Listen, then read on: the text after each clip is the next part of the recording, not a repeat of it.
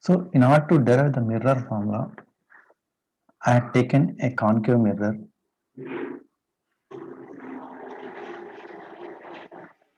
Let's say I will code the mirror,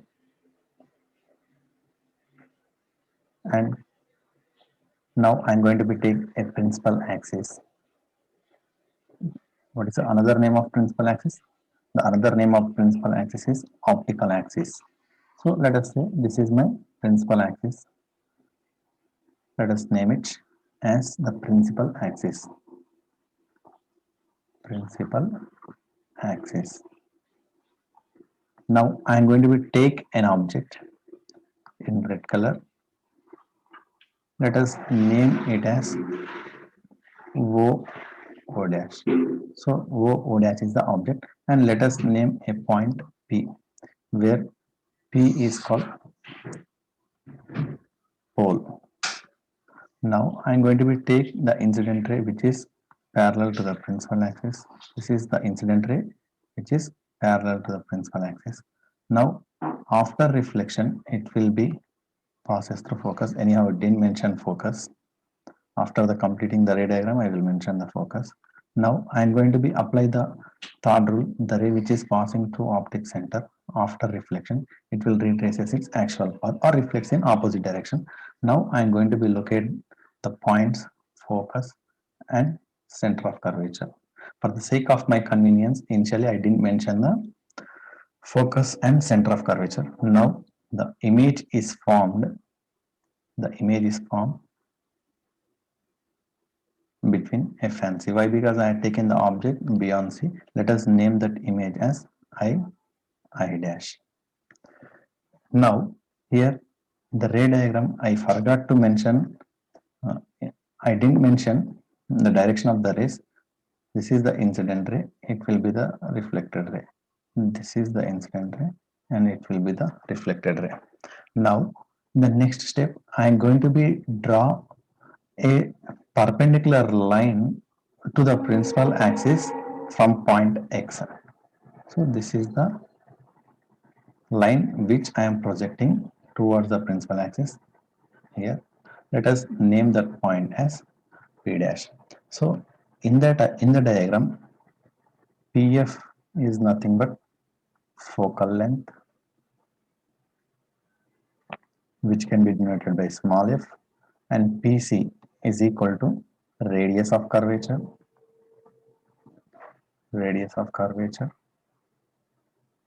which is equal to R, but we have R is equal to 2F, and PO is equal to object distance. PO is equal to object distance, which is denoted by small u, and PI is equal to image distance, which will be is equal to small v. Now look at here. In the diagram, we have two pairs of similar triangles. The first pair is triangle O dash C is similar to triangle F I dash.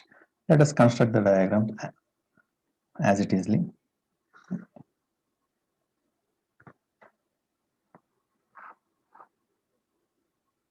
Now look at here.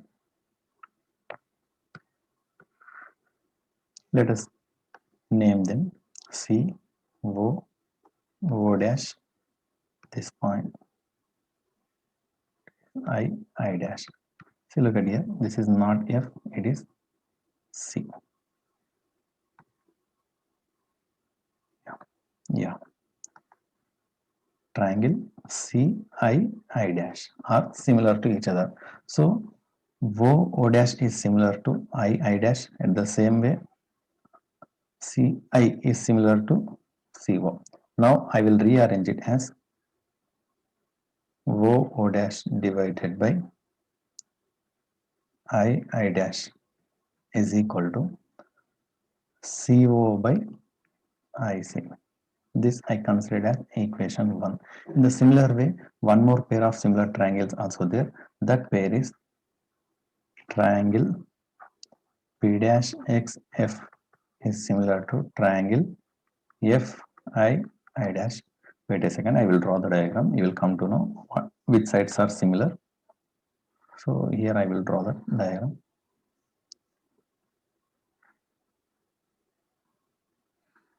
It will be looks like this.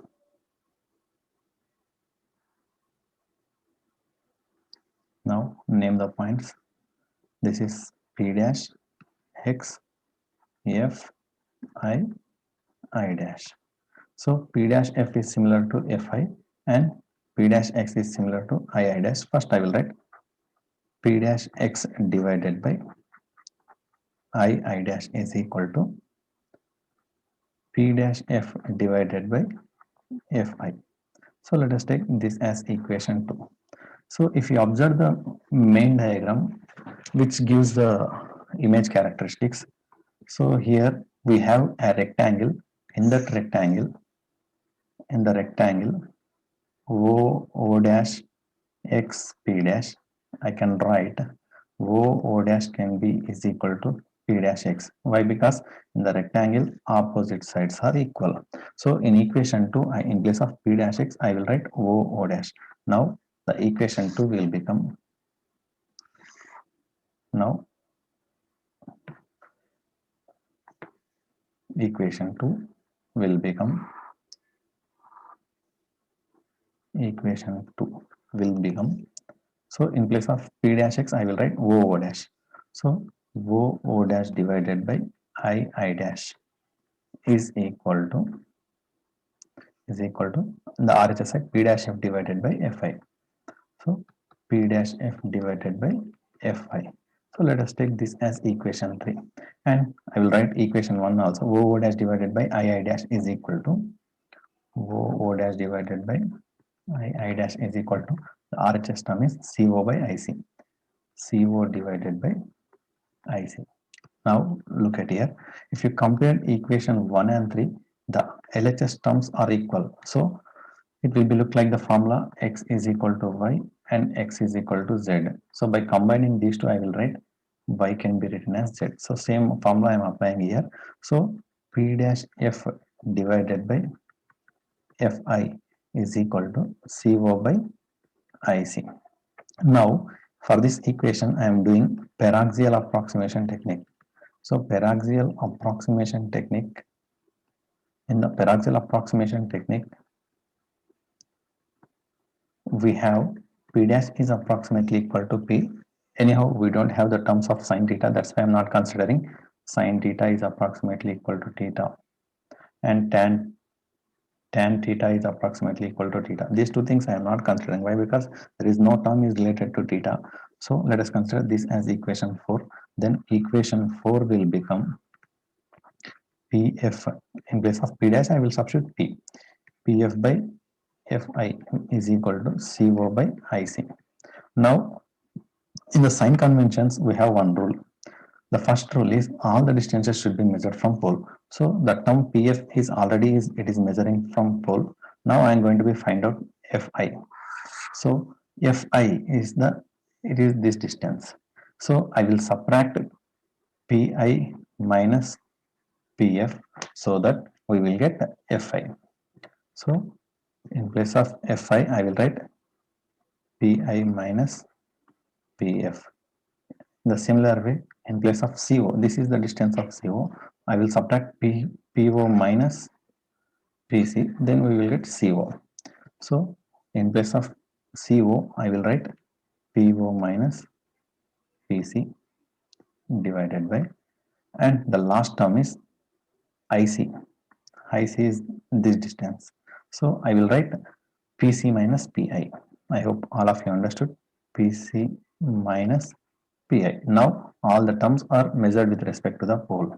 Now look at here. So Pf is nothing but focal length, and here we need to apply the sign conventions also. In order to apply the sign conventions, we need to take the incident ray direction. So this is the incident ray direction. So as of the sign conventions, all the distances should be measured from pole. We did that thing. And if the distance is measuring opposite to the incident ray, it should be taken as negative. If the distance is measuring in the same direction of the incident ray, should be taken as positive. Height measuring above the principal axis should be taken as positive. Below the principal axis should be taken as negative. So focal length. So pole to focus. The distance from pole to focus is called focal length. It will be measured from pole. It will be towards F. So it will be negative. Coming to the PC, the distance from pole to center of curvature is called radius of curvature. It is also opposite to the incident ray. So instead of R, I will write 2F. Why? Because in the mirror formula, we should use the terms F, U, V only. And coming to the PO, PO is nothing but object distance, the distance from pole to object, PO. It is also opposite to the incident ray. PI, it is also opposite to the incident ray. PI also opposite to the incident ray. So all the terms will become negative. And let us consider this as equation 5. And now I'm substituting the values, all the values. PF is nothing but minus F divided by PI. It is nothing but image distance minus V. Again, PF is nothing but minus F, which will be is equal to PO. PO is nothing but object distance. It will be minus U. PC is nothing but minus 2F. Here I won't substitute R divided by again PC minus 2F minus Pi. It will be minus V. In all the terms, you will get minus as common. Then you will have minus F divided by minus, I will take as common V minus F is equal to minus, I will take as common U minus 2F divided by minus 2F minus V.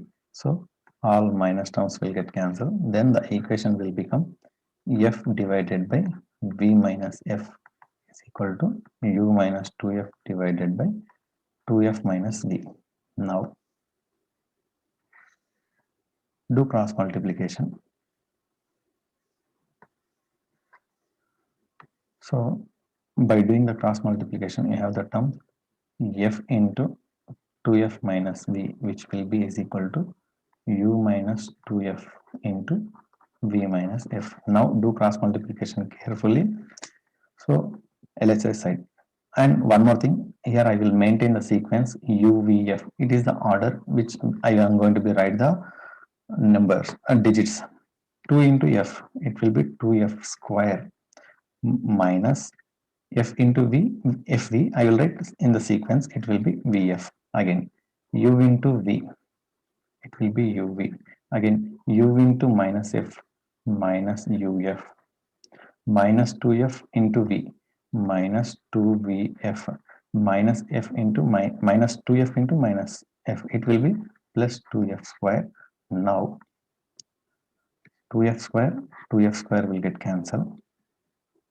Then we will have the term, I will transpose this minus VF to RHS side, then you will have the terms UV. So in the LHS side, you will have the word 0 is equal to RHS side terms UV minus UF minus 2VF. Here minus VF is there, it will become plus VF. Now I will rearrange this as UV minus UF minus 2VF plus VF. It will be minus VF will be is equal to 0. Now the term is you have UV minus minus UF, and the last term is minus VF is equal to 0. Now divide the equation on both sides with UVF.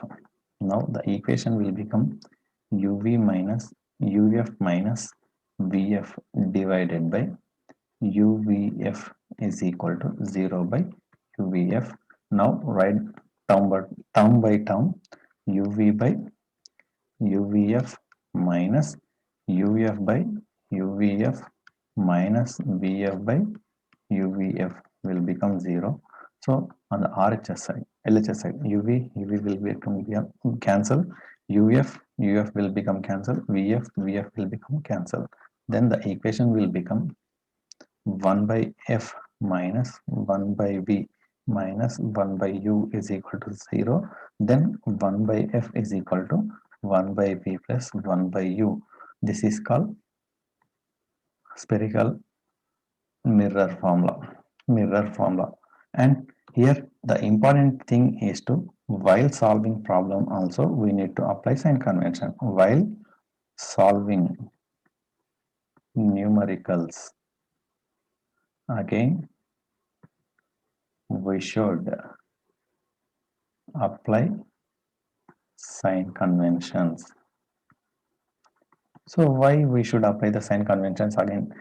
In this question is striking in your mind. See, look at here.